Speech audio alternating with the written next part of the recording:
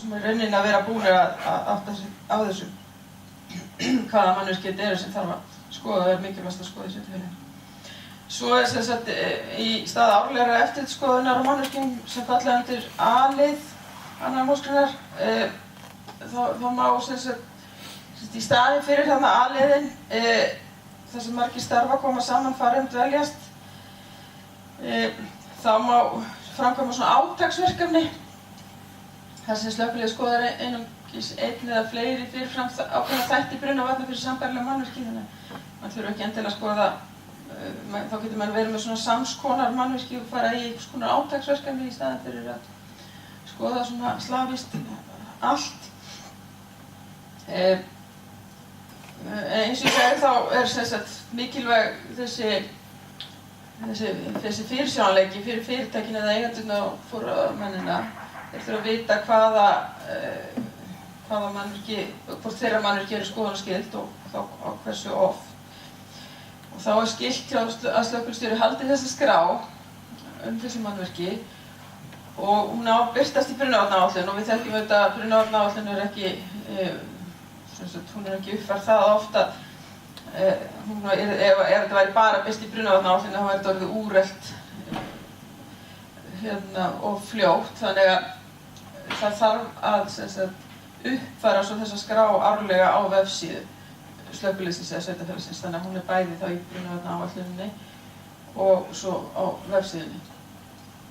Þannig að þetta er væntanlega brunavarnaáætlunin birt á vefsíðu, þannig að það er örugglega hægt að stilla þessu saman, þannig að þetta sé skiljanlegt fyrir hinn almenna borgara.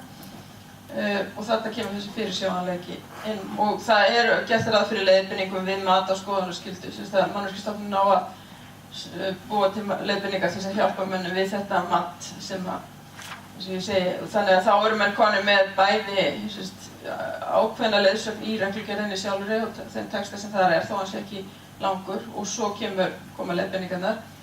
Þannig að það er tvennt þá eitthvað sem menn styðjast við þegar þeir rökstyðja gagnvart eigendum fyrirtækjanna eða eigendum mannvirkjanna af hverju þeirra fyrirtæki er valið í að vera skoðunarskyld.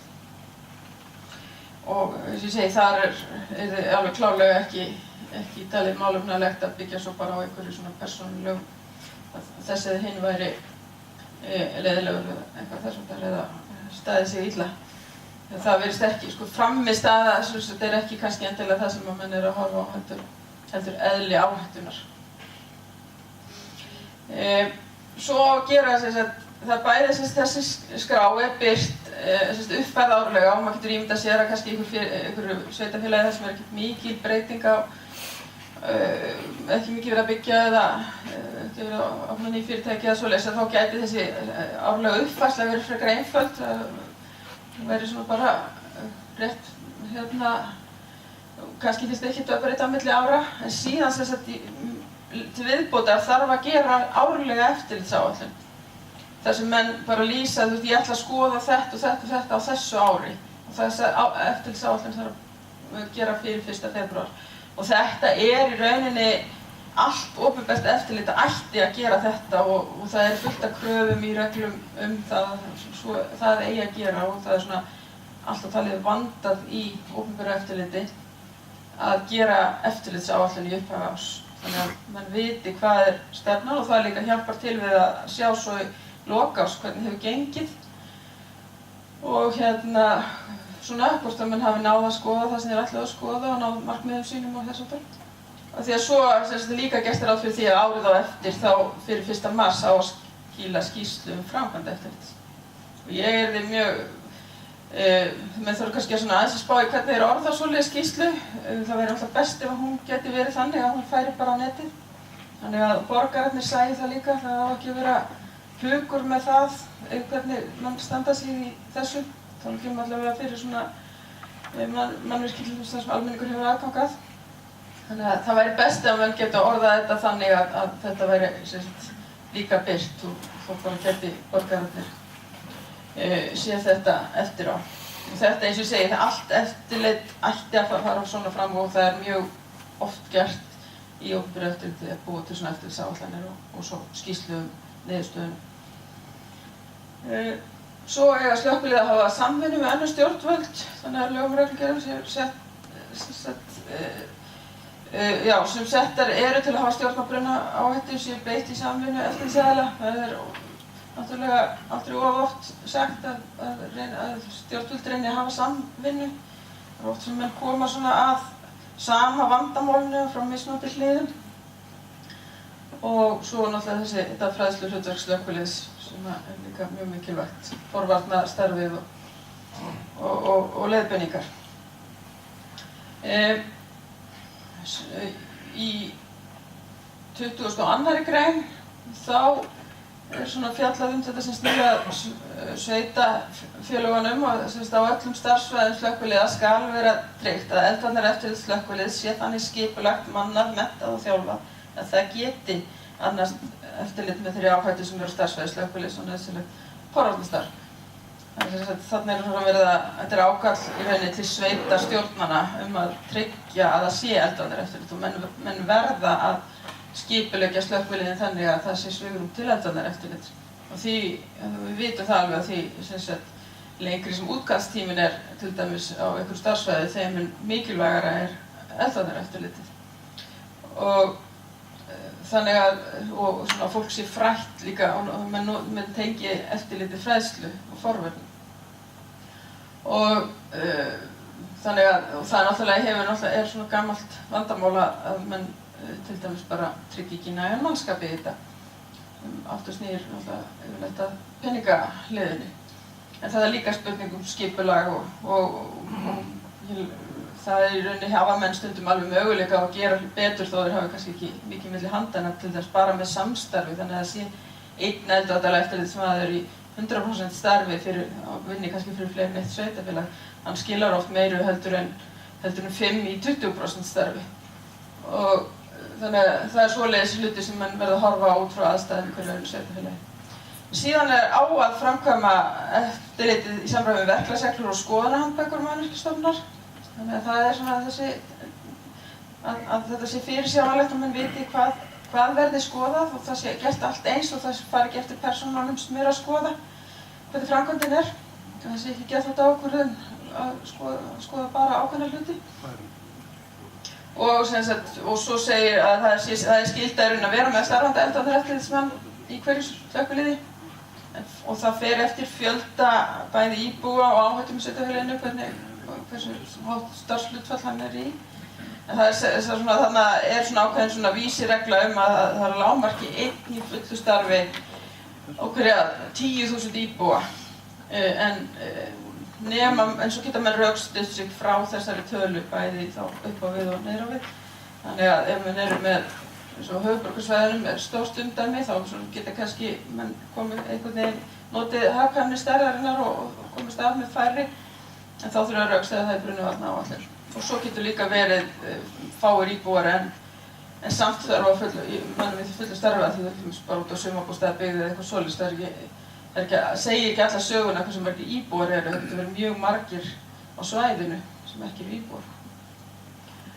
En þetta er eitt af því sem menn verða bara að meta og þarna eru rauninni engar svona fastar kröfur settar, þetta er svona viðmið meira og menn geta rökstutt sig í báðar áttir með fjöldan. Svo er svona verið að ýta undir og svona biðla til manna að vera með samstarfi með eldvarnaeftirlit. Og þeir sem að sinna eldvarnaeftirliti, þeir eiga að hafa lokið ákveðnu námi og þetta er nýtt, menntunarkröfur fyrir eldvarnaeftirlitsmenn, það þurfa að vera með eitt af þessu A, B eða C. Það er annaðhvort atvinnuslökkviliðsmanna menntun eða meistararéttindi, vera þá iðnmeistarar á byggingarsviði og eða með prófi í byggingartæknifræði, byggingarverkfræði, arkitektúr eða byggingafræði. Þannig að það er svona þetta eru menntunarkröfurnar fyrir eldvarnaeftirlitsmenn. En svo er heimilt ef það bara fæst ekki mannskapur með þessa menntun þá má tímabundið veita undanþágu frá þessu. Svo er skoðunarstofur, því er sett svona ákveðin rammi, það er þannig í brunavarnalögunum að það er heimilt að fela skoðunarstofu eftirlit. En það hefur verið rosalega óregulerað og mjög laust í reipunum. En þarna búið að setja því ramma og það auðvitað alltaf þannig að þó að þú fáir skoðunarstofu til þess að framkvæma einhverjar skoðanir, fara út í mannvirkin og framkvæma skoðunina, þá breytir það engu ábyrgð slökkviliðsstjóra. Hann algjörlega jafn ábyrgur. Þar af leiðandi verður hann náttúrulega að vita hvað viðkomandi skoðunarstofa að gera og hann verður að standa við í rauninni þar sem hún að vinna á hans ábyrgð og svo tekur hann, slökkviliðsstjórinn, allar stjórnvaldsákvarðanir, þvingunarúrræða, ef það þarf að beita þvingunarúrræðum eða taka ákvörðun tekna skoðun og svo framvegis. Þannig að skoðunarstofur hafa engar valdheimildir aðrar en að bara fara og skoða. Og það núna sem skilyrði að skoðunarstofa hafi gæðastjórnarkerfi og þetta þurfa í rauninni þá slökkviliðsstjórar og sveitastjórnir ef þeir fela skoðunarstofu eitthvað svona verkefni að þá þurfa þeir sjálf að ganga úr skugga að þessar kröfur séu uppfylltar og þeir skoðunarmenn skoðunarstofu þurfa að uppfylla sömu hæfniskröfur og eldvarnaeftirlitsmenn slökkviliðanna. Svo bara aðeins að almennt svona tilkynnt eftirlit fyrirfram en það má gera svona skyndiskoðanir og það þannig að ef menn eru með eigið eftirlit og eru búin að gera samkomulag við slökkviliðsstjóra að fá að vera bara með eigið eftirlit í stað opinbera eftirlitsins, þá má samt slökkviliðið alltaf gera úrtaksskoðanir til að tékka hvort að viðkomandi að gera hlutina rétt. Þá getur úrtaksskoðun jafnvel verið bara svona stikkprufa á einhverjum afmörkuðum þætti, bara til að tékka hvort að að gera það sem þeir segist að gera. Það algengt með þegar menn skipta út og leyfa mennum að vera með eigið eftirlit og minnka opinbera eftirliti, þá yfirleitt alltaf einhver heimild til úrtaksskoðana, en það þýðir það í rauninni í staðinn fyrir að skoða 100%, þá ertu kannski að skoða 10%. Þú ert bara að nota svona stikkprufu, tekur stikkprufur og ef kemur í ljós að viðkomandi með allt í steik, þá kipur þið tilbaka og viðkomandi fer í gjörgæslu eða svona að segja. En ef það kemur í ljós að allt í lagi, þá bara getur viðkomandi haldið áfram og jafnvel enn lengra í næstu stikkprufuskoðun. Framkvæmd, svo bara eitthvað aðeins framkvæmd eftirlitsins að það gera skýrslu í lok skoðunar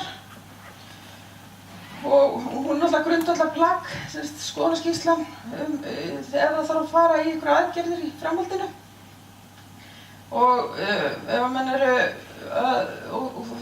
menn byggja á skoðunarskýrslunni þegar þeir fara í lokun eða dagsektarákvarðanir eitthvað þess háttar. Hún mjög mikilvægt plagg og mikilvægt að sé vandað til hennar. Og það sem ég búin að vera ítrekað að tala þessi heimild í 27. grein til að slökkviliðsstjóri getur heimilað eigið eftirlit eiganda eða forráðamanns komi stað skoðunar eldvarnaeftirlits slökkviliðs. Og svoleiðis heimild þarf að vera veitt skriflega, það þarf að vera ákveðið svona rammi í kringum það þarf að vera skrifleg heimild og tíðni skoðana tilgreind þarna í þessari skriflegu heimild. Og þetta háð ákveðnum skilyrðum sem þarf þá að fara yfir hvort eru uppfyllt áður en að svona leyfi veitt. Það þarf að vera, eldvarnafulltrúinn þarf þá að vera með hæfniskröfur eins og eldvarnaeftirlitsmaður, það þarf að vera með annaðhvort atvinnus slökkviliðsmanna menntun, meistari eða háskólamenntun á þessu sviði. Síðan þarf að liggja fyrir svona skjalfesting, það þarf að vera alvöru skjalfesting að bruna öryggi og þeim þáttum. Og svo má viðkomandi alls ekki hafa undanfarin 4 ár verið með einhverjar kröfur úrbætur á sér. Þannig að þetta bara fyrir fyrirmyndar aðila. Þannig að það þarf að fara yfir það hvernig hefur þessi aðili staðið sig. Og eins og alltaf stundum kannski ekki alveg vitað, kannski liggur ekki alveg fyrir framleiðsstaðan síðustu 4 árin, þá kannski þetta við veita bara leyfið og svo gera þá kannski bara tíðari úrtaksskoðanir fyrst og sjá hvernig viðkomandi stendur sig.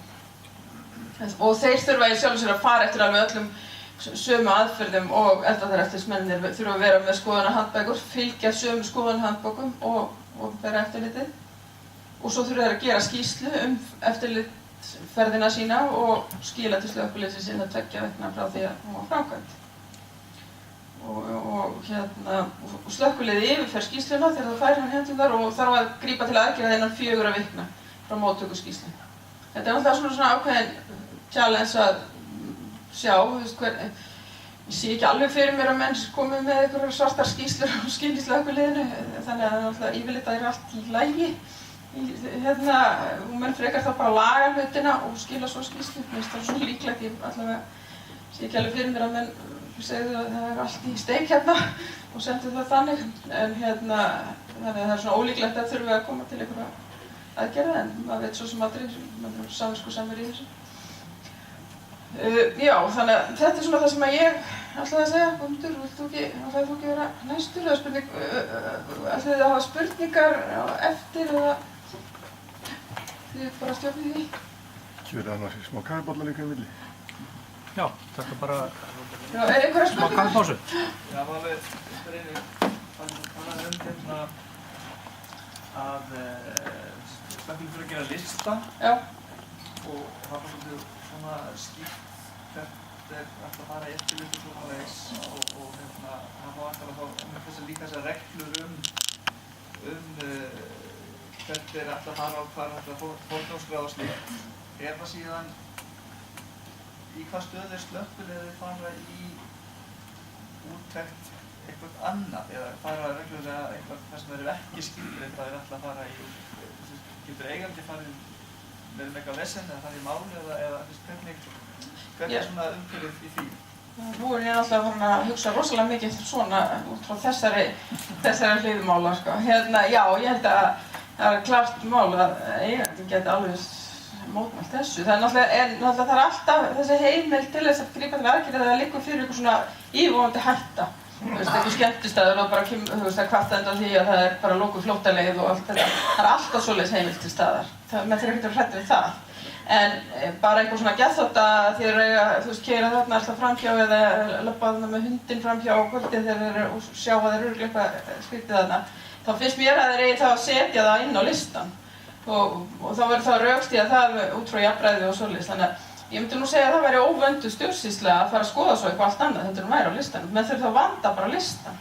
Menn getur þá vantilega ekki kannski uppfært að lista bara vikulega eftir? Nei, það er gert ráð fyrir árlega, sko. Bara árlega, ekki óttlega? Já, svona, mér finnst það líklegt, en þetta, svona, ég veit ekki hvort menn getur farið, sko, að þetta er náttúrulega snýr það bara, þetta getur komið nýr rekstur og svoleiðis og þú getur þurft að vilja setja hann inn og þú ræðir þá kannski við fyrirsvarsmann fyrirtækisins eitthvað svo sagt, menn þeirra náttúrulega yfirleitt ekki að skoða kannski fyrstu 6 mánuðina á restartímanum, menn eru búin að vera kannski frekar að skoða. Það getur náttúrulega verið, eins og ef við segjum bara gististaður sem er verið að taka í notkun, þá náttúrulega skoðun þar til dæmis bara inn í rekstrarleyfinu. Þannig að þú mátt skoða það á grundvelli þess og það er svona alls konar aðrar reglur sem gilda sem að veita slökkviliði heimild til skoðunar.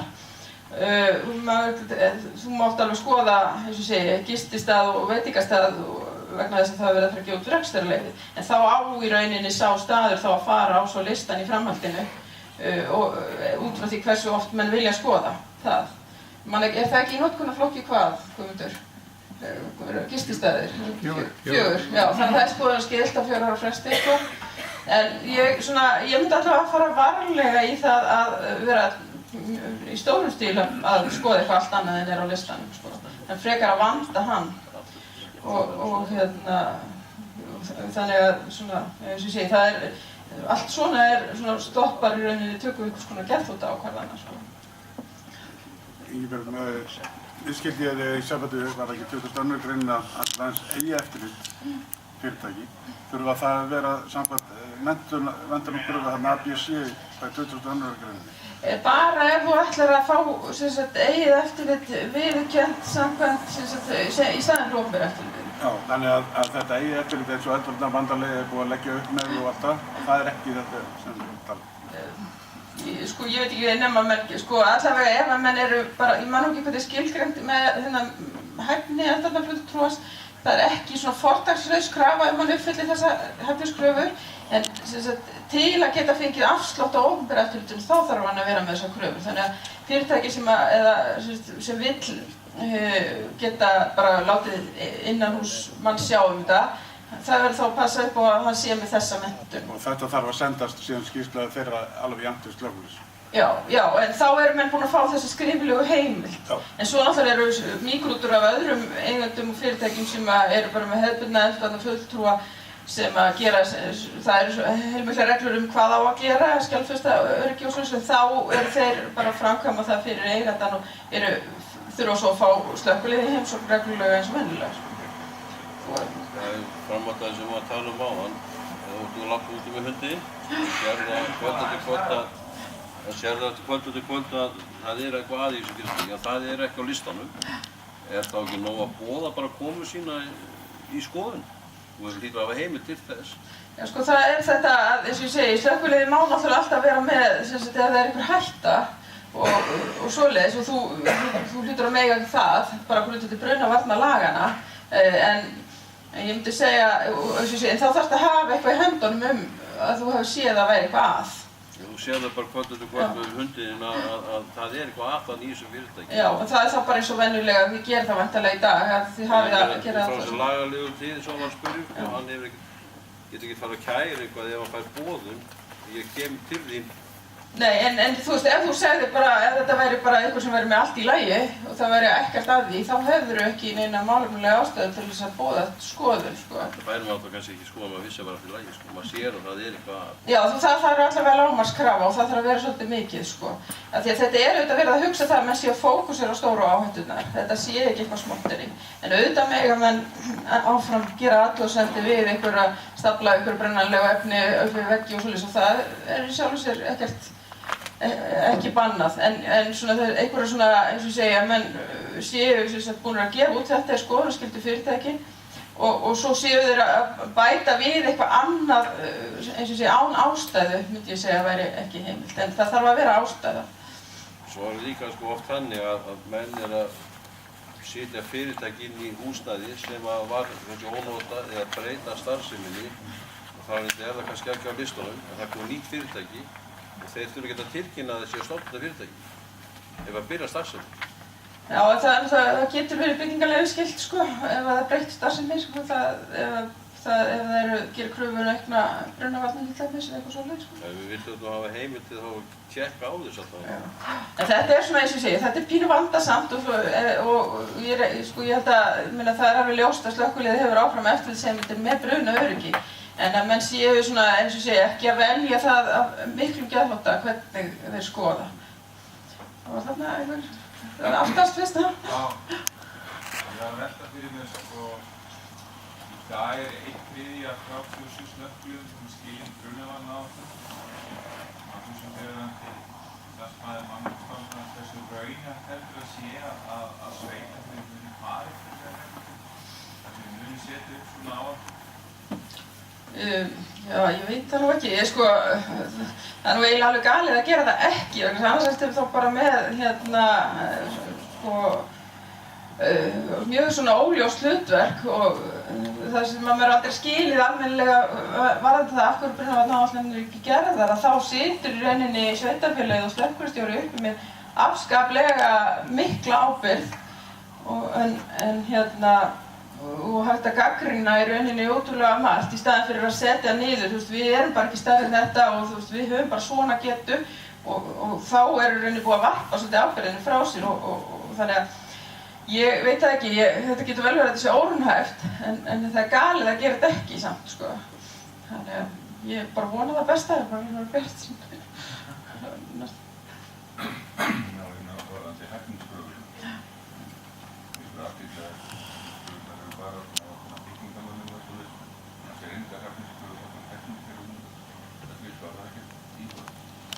Nei, ég man ekki eftir allavega að það hefur verið, sko, gert, en það eru náttúrulega kröfur skoðanir á tæknikerfum og svoleiðis sem eru, svo þjónustuaðilega brunavarnar þurfa að fara í gegnum ákveðið og þú veist, og það eru kröfur í þessari reglugerð að það eigi að semja við svoleiðis aðila og þar eru hæfniskröfur, en það er þá ekki opinbera eftirlitið. Það ætti í sjálfu sér bara opinbera eftirlitið sem er að skoða hvort að óðakerfið eða brunaviðvörunarkerfið er í lagi, það væntanlega skoðar hvort það er búið að yfirfara það og af hæfum aðila.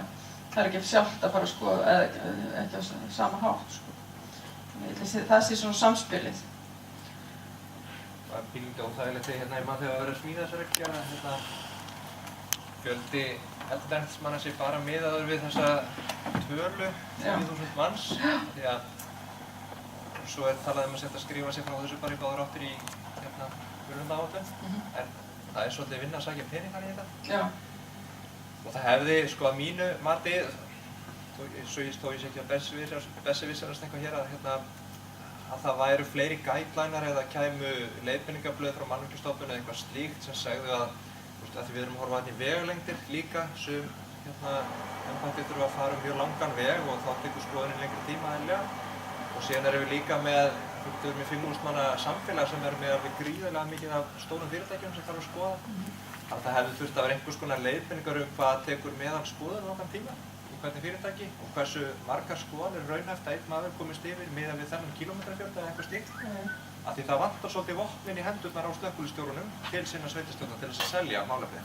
Ekki bara það að hjúkk, það eru færri en 10.000 í þessu sveitarfélagi. Við þurfum ekki að eftirfæra. En það er gert ráð fyrir því í reglugerðinni að það séu settar leiðbeiningar og ég gerir ráð fyrir, og þær hafa alveg jafn mikið gildi, þannig að ég veit að sveitarstjórnarmenn kannski horfa ekki eins mikið á þær, en þær hafa klárlega lagalega sama gildi og eða stæði í reglugerðinni sjálfur að mínum mati. Og þannig að ef að það stendur í þeirri reglugerð, í leiðbeiningunum, svona einhver önnur og fleiri viðmið sem þú getur rökstuðið þá hjá, eða svona í rauninni með tilliti til, þá ættirðu að vera í sömu stöðu og það stæði bara beint í reglugerðinni. En ég veit af þessu, þetta er svona praktískt vandamál, og svo líka, það er svona alls konar þætti, það er líka að horfa á það að maður gleyma því voðalega oft að eftirlit er ekki bara að koma og segja skammast þín fyrir þetta og þetta og þetta. Þetta fræðsla er eftirlit, það er forvarnir, þannig að eftirlitsmaður sem hann á líka að vera í fræðsluhlutverki, þannig að þetta lengir eftirlitsferðina. Þannig að það gleymist stundum svona að það sé partur af eftirliti, en það er svona almennt í skilgreiningunni. Gæti eftirlit ekki fallist í svona fyrsta ring að kynna bara reglugerðina og það að fyrirtæki hafi eldvarnar fulltrúa og þeir þurfa að taka ábyrgð á sínum málum og aðra slíkt. Það er sendt og upplýsingar á maður slíkt. Það getur verið partur af því, en það er það aldrei bara, það er það líka að fara í skoðun. Já, en svona það er ekki að gera allt í einu og þetta tekur tíma að komast yfir allan listan. Já, ég myndi samt alltaf skoða eitthvað, bara til að tékka, af því að maður veit alveg að þeir eru sérstaklega í byrjun, af því að það er bara, það tekur yfirleitt, svona þegar við erum að breytum eftirlitsaðferðir í þessa átt, þá þarf að vera bara strangur fyrst, það er yfirleitt leiðin, að ef menn reynslan úr rafmagnseftirlitinu þegar því var breytt, þar var skipt mjög mikið úr óperueftirliti yfir í eigið eftirlit.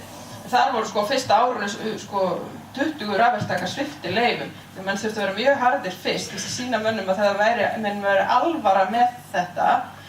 Þannig að, og þá eftir það, fóru menn þá hugsaðu, já ok, þá þarf ég nú kannski að fara að kynna mér þetta. Það er bara því miður íslenska leiðin, að menn bara ger ekki hlutina the good way,